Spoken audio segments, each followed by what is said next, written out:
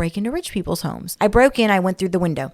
When I got in, I, luckily was in the master bedroom, and I started going through the drawers. And as I started going through the drawers, I started putting things in my purse, and I ended up running across a gun. And I was like, ooh, let me, put that to the side over there. I noticed that as I was like putting things in my purse, there was a lot going on in my purse. So I looked down and it was my paperwork, my probation paperwork.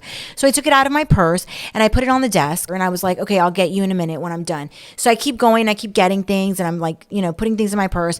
And all of a sudden I hear a man's voice say, hey, what are you doing? And I turn around and there's a man in the doorway. I'm like, oh my God. I was very shocked. And when he said that and I turned around and looked, he was big as hell. I mean, he was like the whole door frame. So I was like, oh, and I promise you, I don't know where this came from, but I was like, I'm a juvenile, don't touch me, I'm a juvenile. I put my hands up because I wanted to startle him and make him, and I was hoping like he was smart enough to catch it, like her against me is not going to look good. So, let me just stop, because if he tackled me, it was over.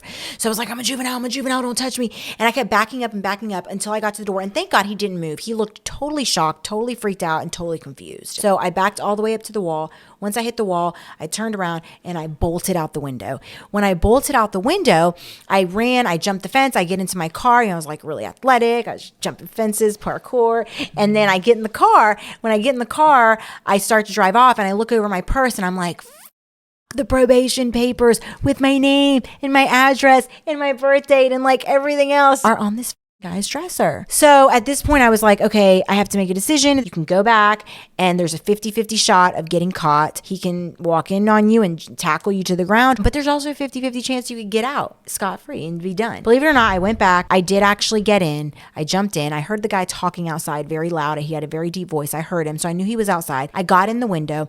I got my papers and I got back out. But unfortunately, as I was jumping the fence, for some reason, I did something different. Like, I'm a creature of habit. So when I came back to his house, I didn't park directly behind his home. I parked in the next door neighbor's home, just like maybe 10 feet up. So I jumped the neighbor's fence, trying to kind of